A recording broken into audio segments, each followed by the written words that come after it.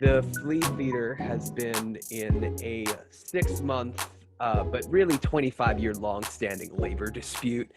And my guest today is Delores Pereira, who is an actress. And we're here promoting, I swear to God, we're promoting her monologue slam, Y tú sabes, with Nosotros and NBC Universal. And you could vote Yes. for her monologue on December 9th.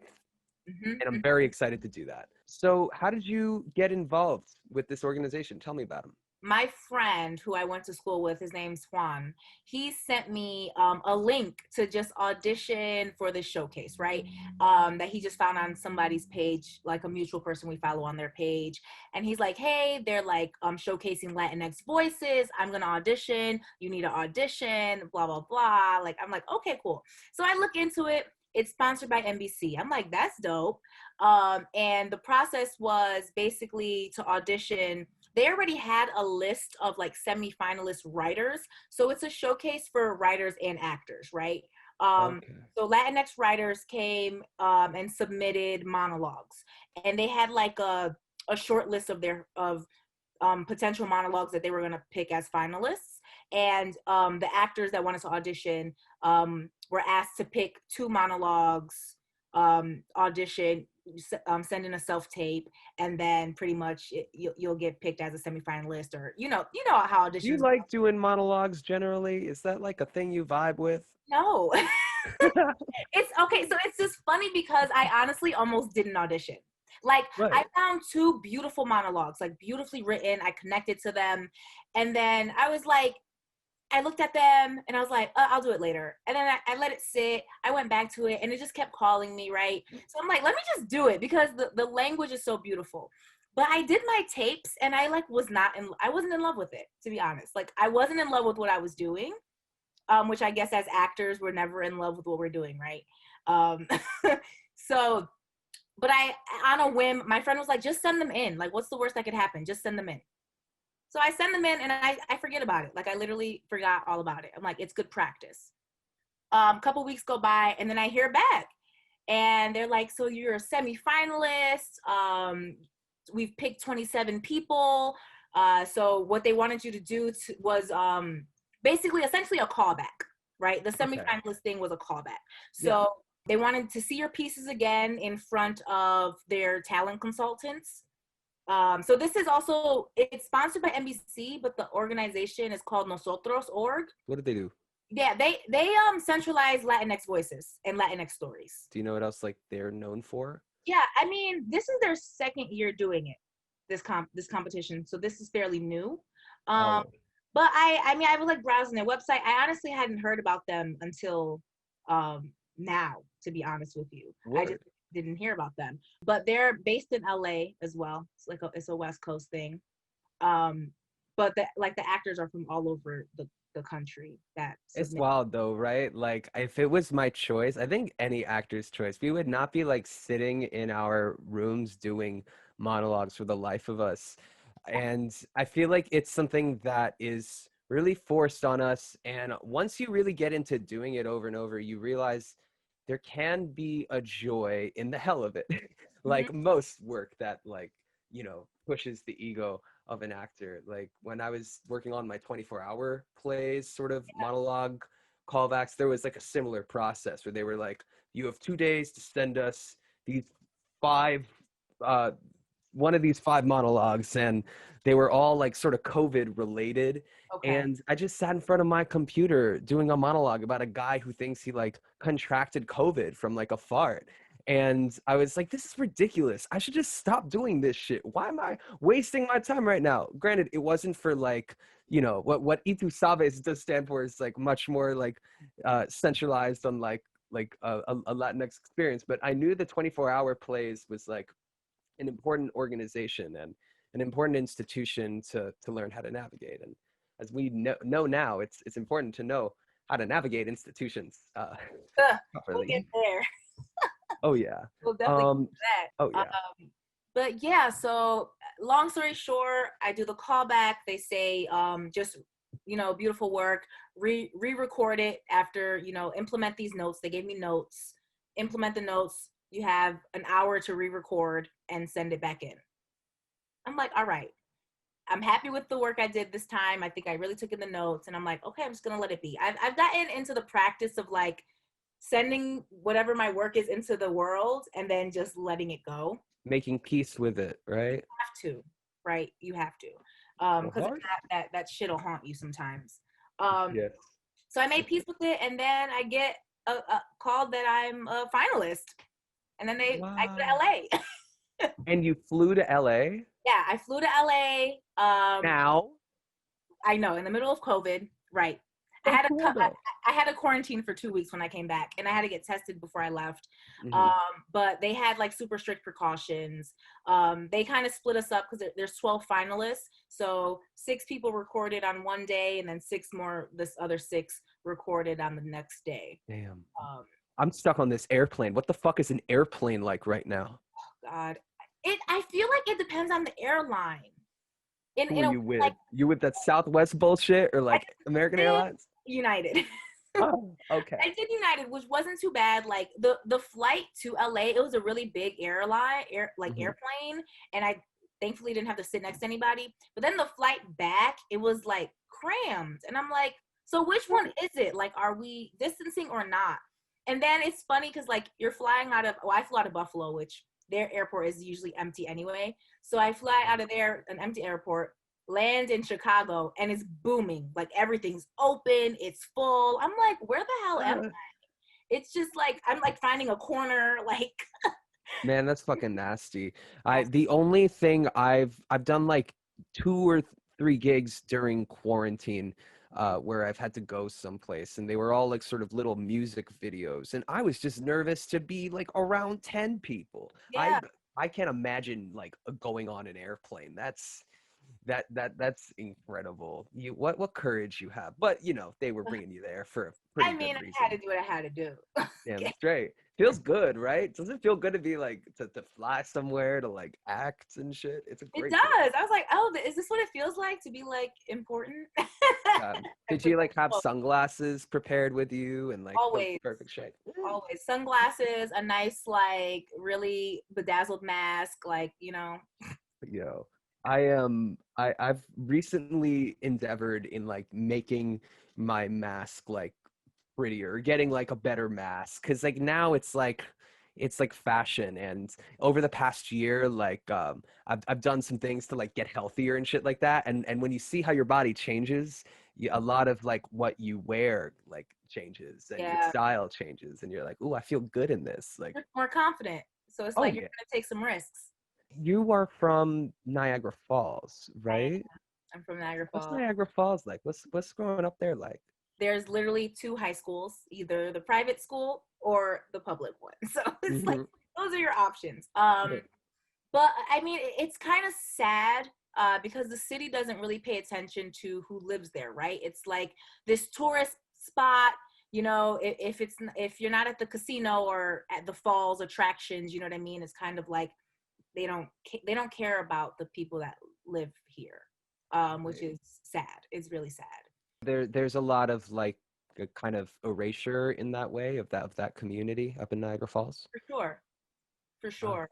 For sure. Yeah. But I mean, I always want to give back. Like I feel like I've definitely met people that have changed and shaped me in Niagara Falls. Like my theater teacher saved my life. Kate Muldoon, may she rest in peace. Mm, There was another person, Samika Sullivan, who is still currently a mentor of mine. And I definitely think between those two women and my mother saved my life. Like help me find my passion, put me back on track. Because it's one of those cities that's so easily to get distracted, right? It's like hell yeah. there's nothing really to do. There's not a lot of opportunity. Um, No, I so went up there like around May last year to shoot a movie, and I went to Niagara Falls twice, and I was like, "Yeah, but there's gotta be something to do, right?" right? It's crazy. There's literally nothing to do. Have you spent like a lot of time in Canada though? Because it is like right there. It is. I honestly didn't. I honestly didn't. Who Um, needs it? I've been over there, but just not a lot. You know what I mean? I actually forgot my passport when I went up there. So I just never went over there. I was like right there and then I never And just looked at it. I just slipped up. I slipped up. And I feel like mm, I don't know. It's easy for a lot of cities that have like tourist attractions to just sort of ignore those communities. And you're even seeing you've seen that outcry obviously during the like pandemic in New York Yeah. with the with like low income communities and communities of color. Yeah. And that's what I feel like at this point what Cuomo is fighting for. And let me tell you, I'm on Long Island and everybody fucking hates Cuomo. Really? Everybody despises him. And I'm just like, what the fuck are you guys talking about? They're all like, they're constitutional, like, douchebag Bible Uh, thumpers, that's soy why. boys.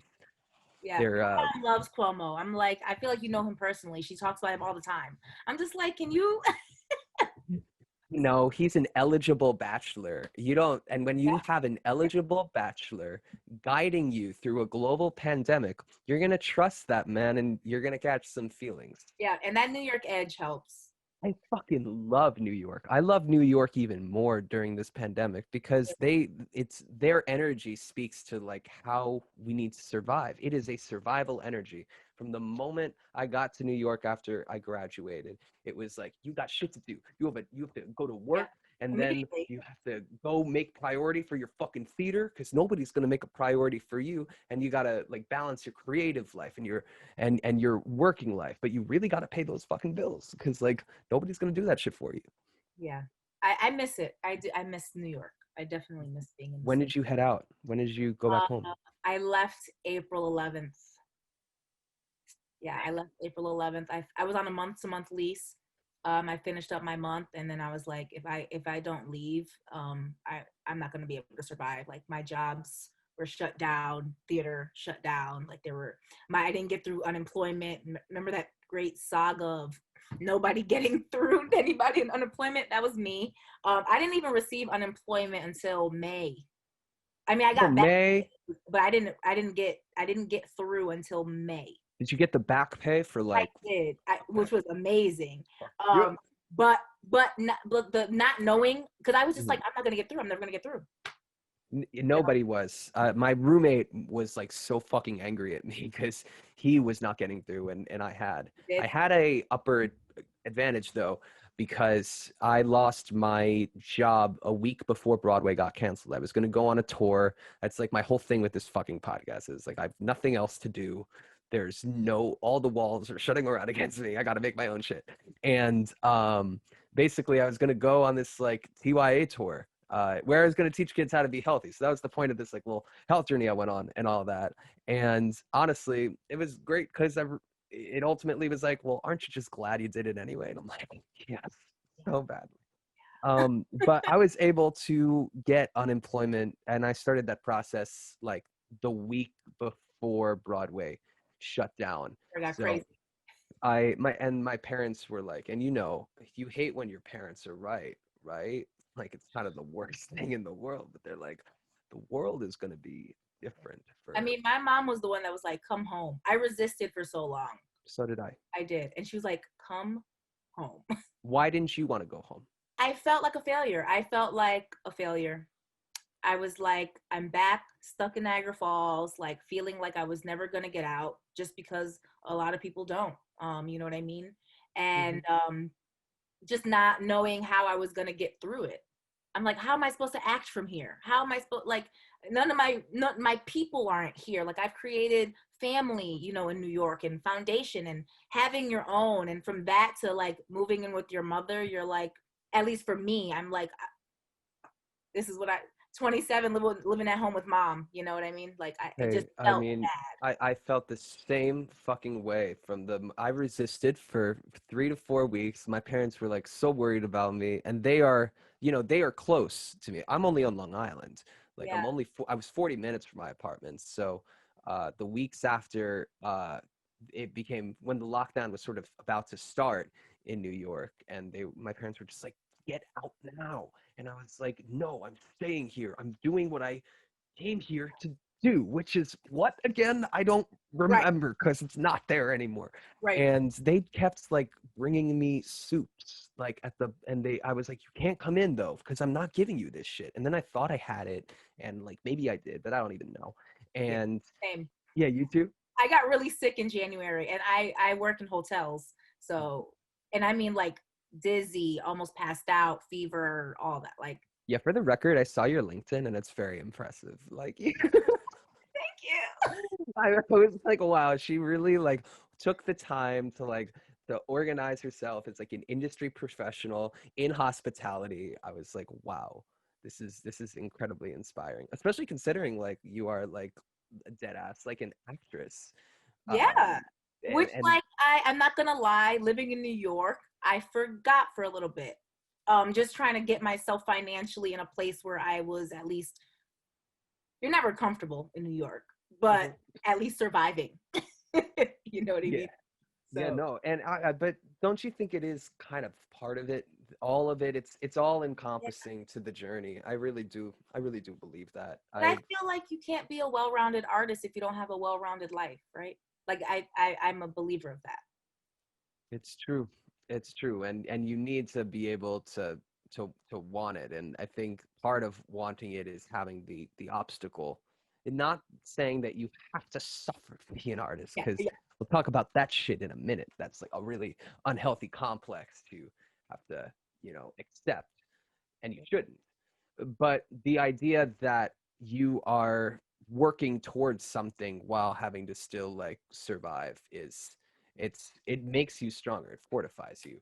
yeah, for sure. um and now, happy 420, let's talk about the flea. um Oh, the i fee. i so initially when you saw this email, what was your reaction? Did you see it or did somebody call you? What happened? Well, luckily being a part of RAC, I am privy to emails that don't necessarily get out to the rest of the company. So I did get to see it before the tweet. Those tweets or something. That was right. And I was pissed. Yeah. I was fucking pissed. Can I curse? I was pissed. Like I was just thinking of all the work that we put in, thinking of the effort, basically spoon feeding these people solutions on how to be a better company, right? And for them to just freaking Ariana Grande, thank you, next us. I'm just like, how? Exactly And what they fucking did. I was like, I don't know what makes me more upset, like the fact that they sent this letter to RAC and not even they didn't have the respect to send it to the whole company, or Nigel's response. I'm like, I don't know what makes me more upset. Um, So I was brushing my teeth when I saw this shit going on. It was the one time I was away from my phone this whole pandemic. I was just like, you know what? There's something weird in my mouth. I crunched hard. I gotta go brush my teeth. And then I get a call from Raz Golden, ah, my beloved, beautiful friend. I love him Raz, so much. shout out to you. He called me and was like, Brad. "Did you see the email? And we're working on something else where like we're nominated for something." I was like, "Did we win?" And he was like, "What? He's pissed. No." So you're like, what? Like, check your email. I'm like, okay.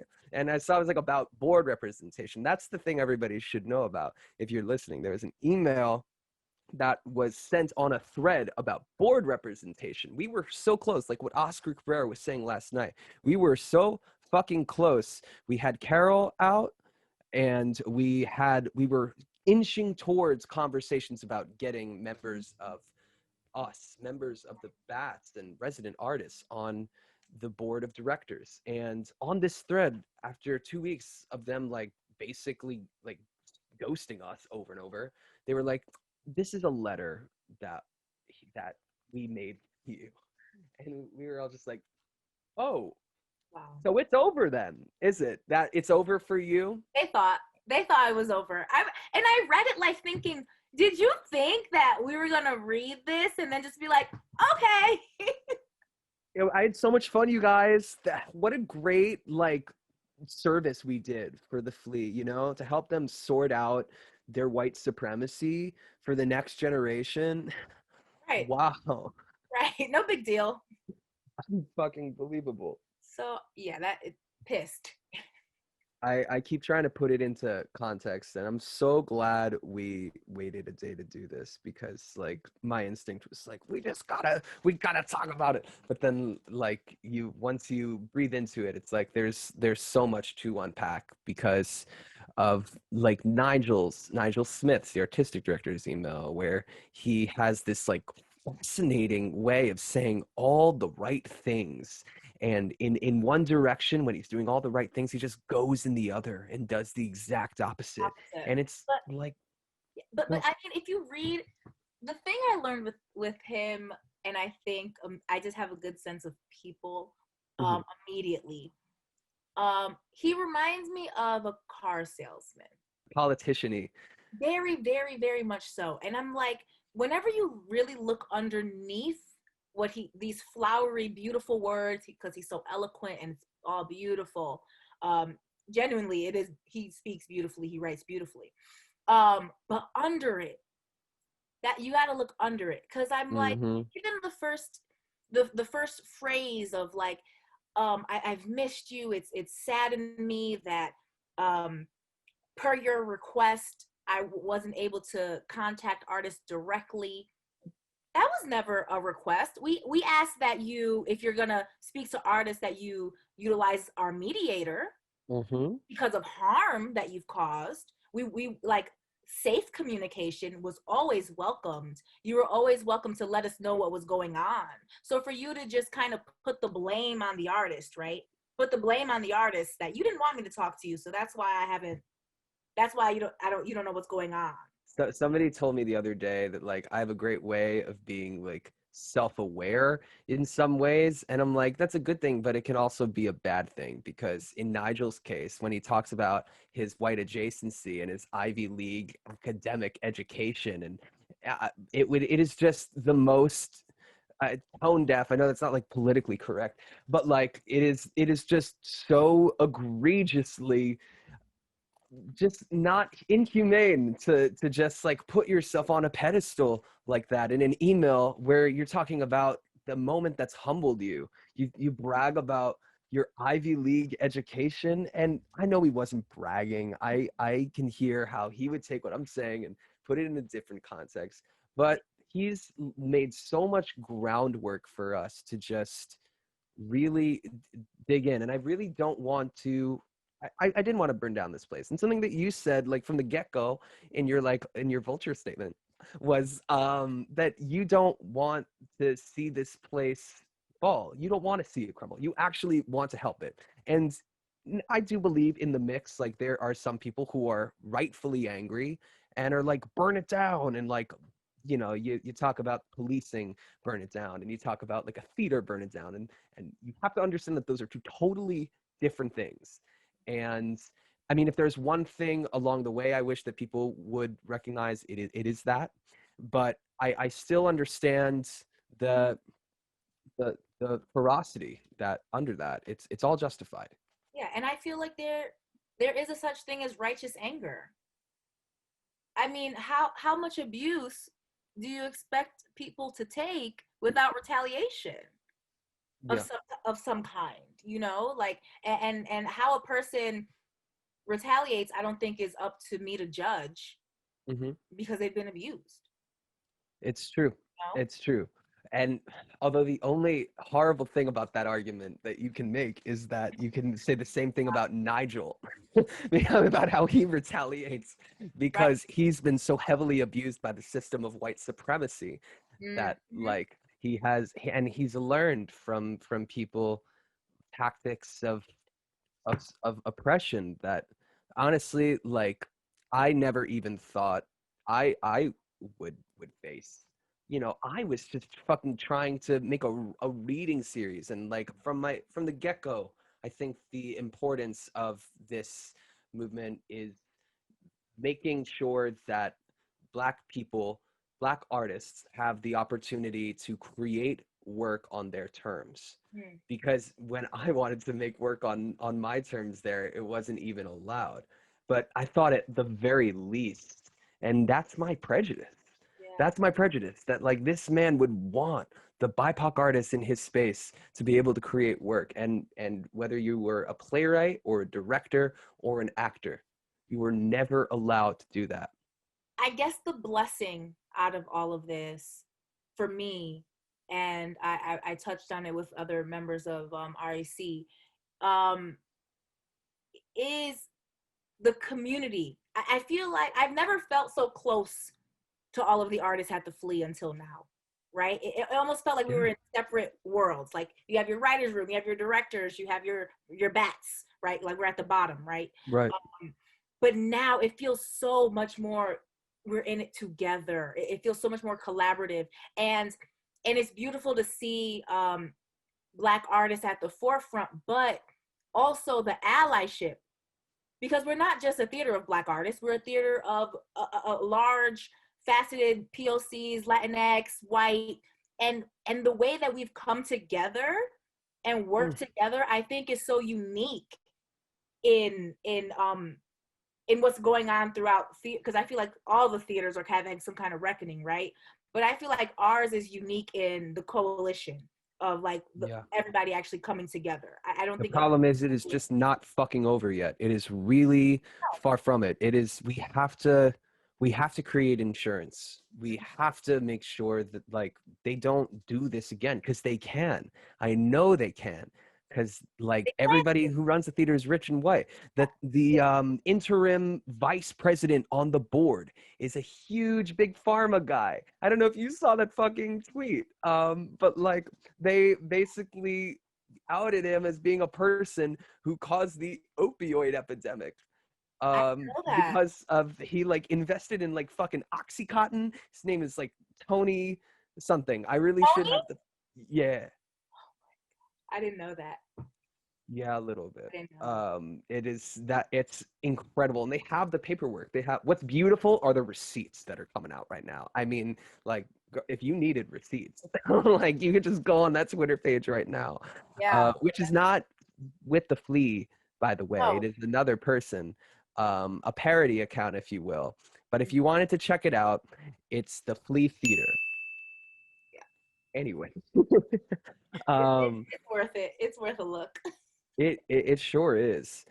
And you know, when I reflected on this, the first thing that came to mind was a video that Dave Chappelle released 2 weeks ago. I don't know if you have been following it. Towards about the rights to his shows and being paid for, yeah. Mm-hmm. And I mean, it struck me. I think he is like Nostradamus as an artist in like so many ways.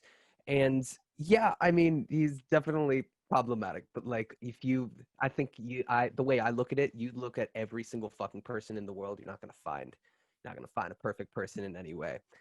Yeah, he's mastered his art. I respect people that are like masters of their Oh yeah, whatever field. I don't care what you are. But when yeah. you're a master at it, because that means you have dedication and you've taken the time.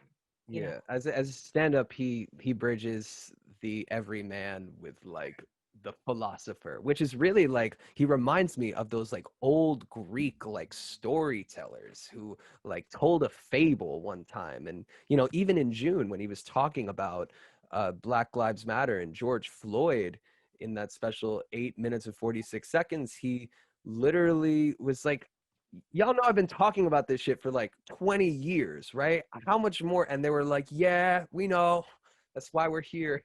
And, you know, I don't have it on me now. I left it in my friend's car, but I have a Chappelle mask because like that man is like, that's a stamp I'm happy to like put on my fucking face. But what he was saying in this special was that this industry is like a monster Mm. and that it's exactly what the Me Too people were talking about. But they hate the monster for how it fucks, Yeah. and he hates it for how it eats. What he But eats. it's the same fucking monster, and I can't tell you how relevant that shit is right now. It's astounding to me. Yeah. He's I Nostradamus had to again. rewind. Like I listened to that a couple times because I was like, yeah, that exactly. Yes, that's Mhm. what it is. That's what it is right Yeah. there.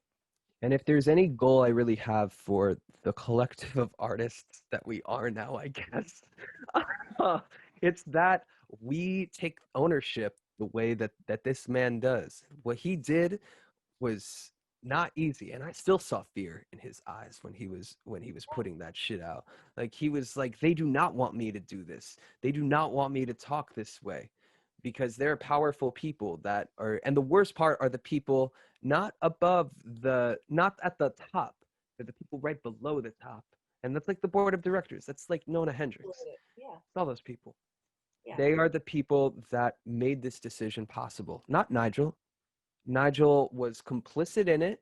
I don't know whether he like spearheaded it. It doesn't sound like it was something.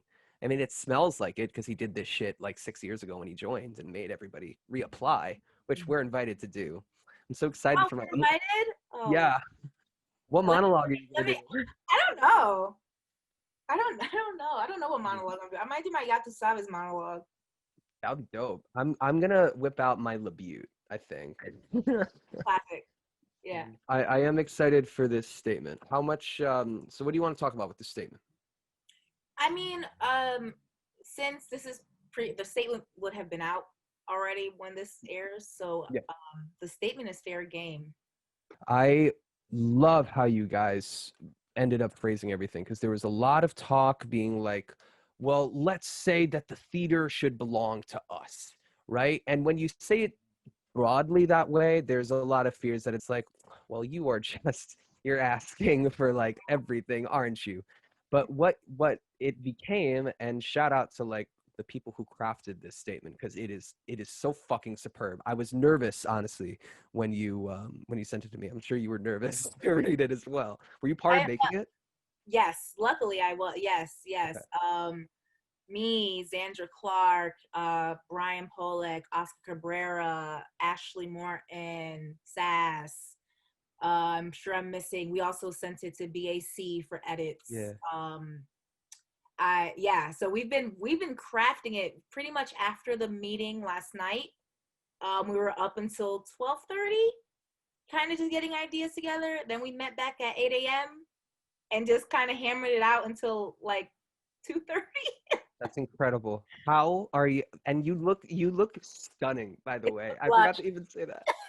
What'd you say? It's the blush. I literally like we were done at 2:30 and I was like, y'all, I have to go shower because I'm gonna be recorded.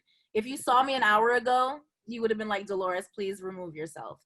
Oh, girl, no, not at all. Turn your Honestly, camera I actually think there would have been a real charm to seeing you like that. Like, ooh, how whimsy. She works eye hard. boogers like black, like I was so tired.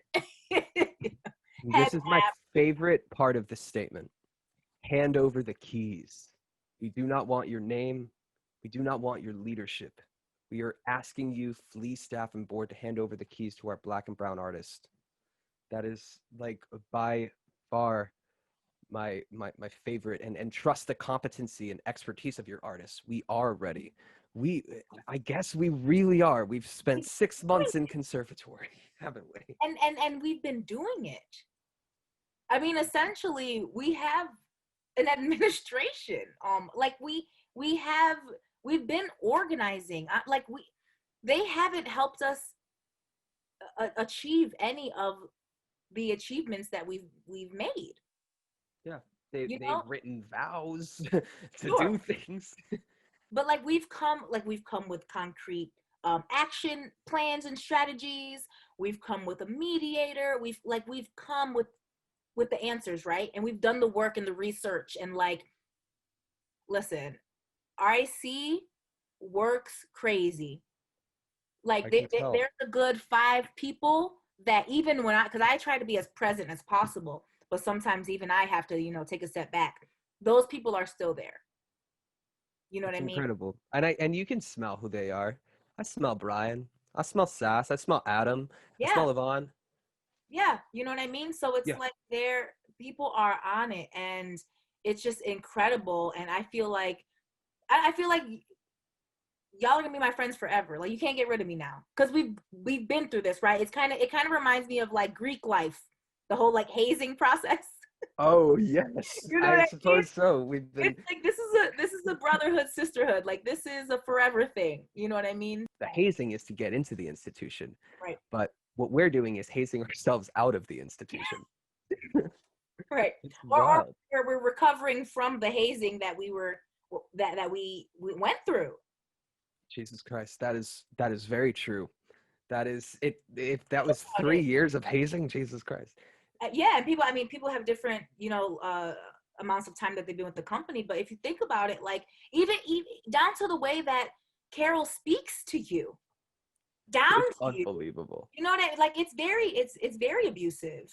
And Yeah. and for them to say that it wasn't, please, it was very traumatic, abusive culture.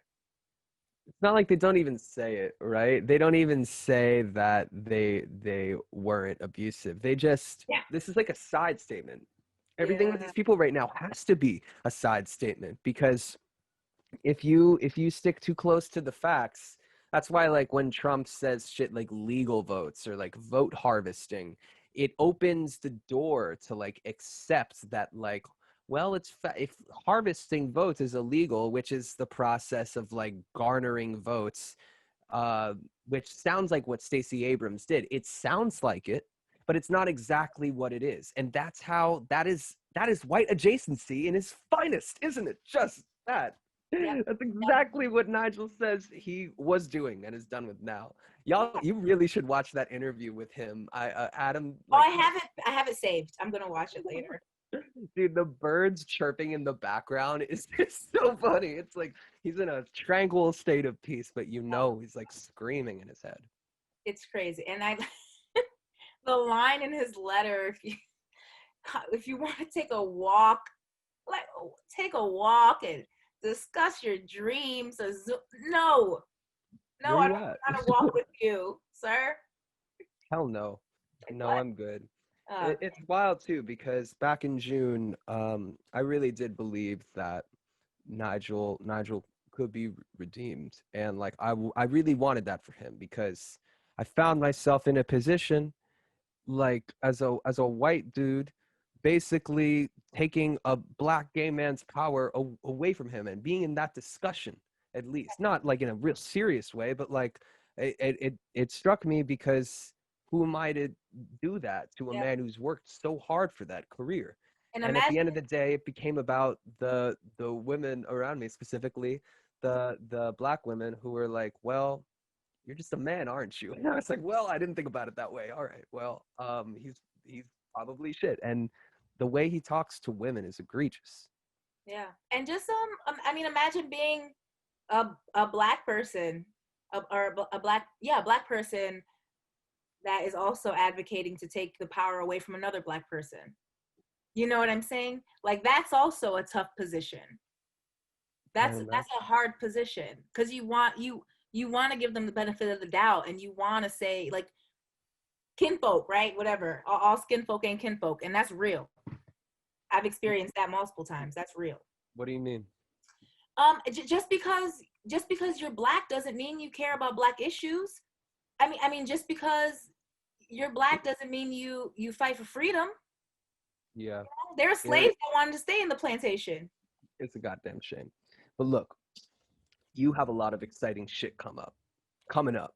You have a lot of exciting shit coming up. I'm sorry, I can hardly speak.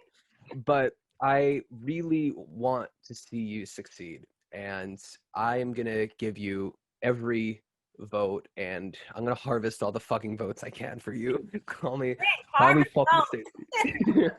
no. I just want to say I'm so blessed. Like all of the finalists, all of the writers, like incredible people. When I went there, it didn't feel like a competition. Like it just felt like love and a bunch of Latinx folks that get to share our stories, our Mhm. nuanced stories, because we're from all over the place, like we've got Dominicans, Puerto Ricans, Colombians, Mexicans, like, but we're all speaking Spanish, chopping it up. And it was just it was such a beautiful environment, beautiful experience. Like, I can't wait for everybody to see it.